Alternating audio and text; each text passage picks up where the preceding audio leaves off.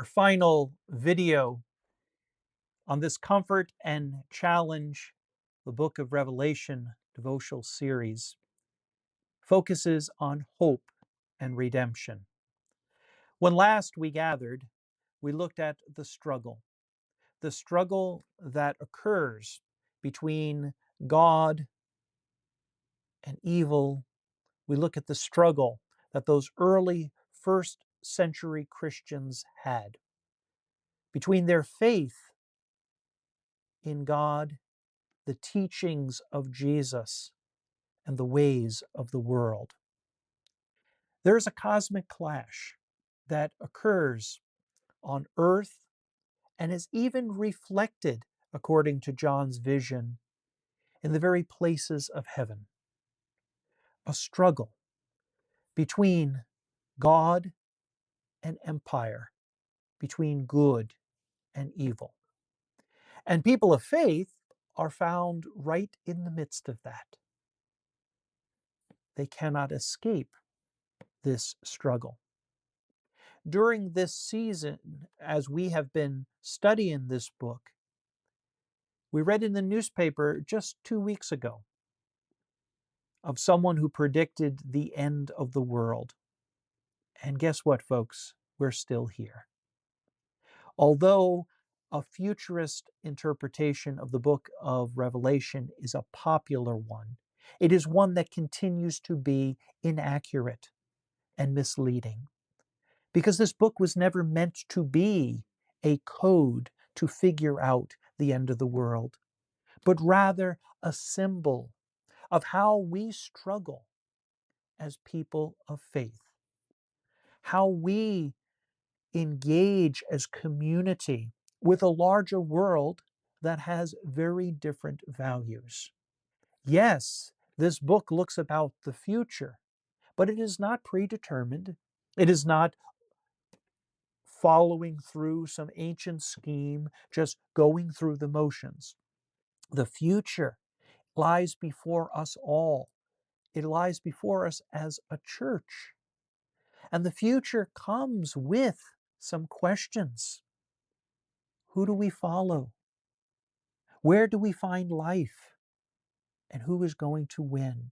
At the end of all things, the end of our lives, at the end of our communities, at the end, who is going to win in this cosmic struggle? Some questions. As all these things swirl around us, we might be afraid.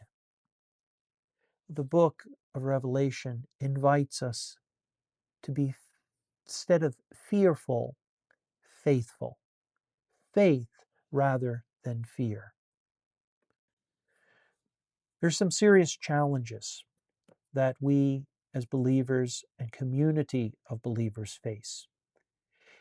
Early on in that first century, they faced persecution. They faced the challenge of assimilation, giving up what was most essential in order to be more relevant to the culture. They faced the challenge of complacency. This is pretending that it doesn't matter how we live, or to sit on the sidelines and watch the world go about its way instead of engaging it. These challenges caused seemingly to wash away hope. Wash away hope. But John's vision invites us beyond the daily struggles, beyond these cycles of violence, beyond this clash, this cosmic clash between God and all that is good, and Satan and all his empty promises, beyond the power of empire. John looks to the transcendent places. John looks towards heavenly realms and finds there a group of people that are praising God. a group that is connected to the very ends of the earth. Creation itself is a part of this praise of God. For God alone is powerful. Christ alone has the power to not only open up the seals of the scroll that no one else is worthy, to reveal the way things really are, to reveal the dirty and ugly side of empire and of worldly tyrants, to reveal that only God and God's love is able to win out. If we look in chapters 19, 20, and 21, the very end of this book of Revelation, in 19 and 20, we see that struggle happen between the beast, between the dragon, between the angels. We see it between the armies of the world that bear on their brows the mark not of God, but of Satan. And we see Christ, the conqueror, winning out. And at the end of the day, we see from the very heavens a new Jerusalem, God descending, and a new heaven and a new earth.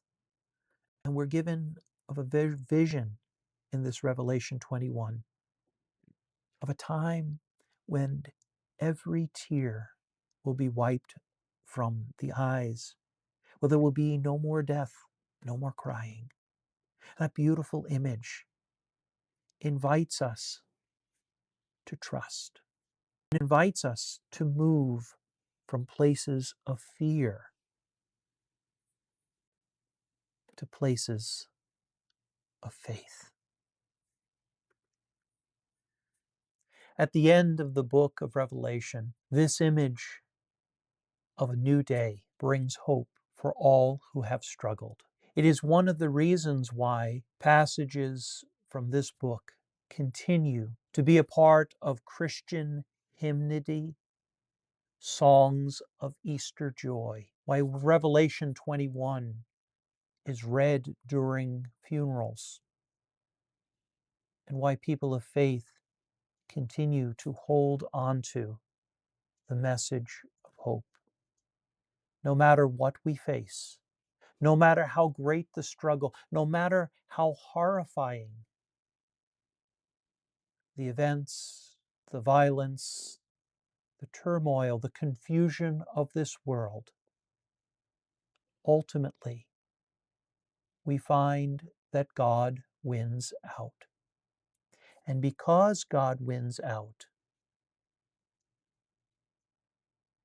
there is redemption, there is restoration, there is new life, there is resurrection.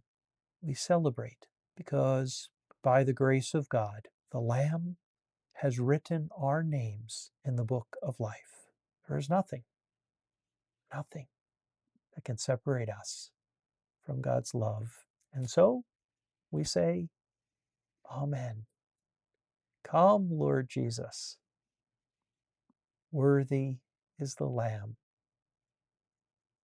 Alleluia. Thank you for watching this video. May God bless you today until we meet again.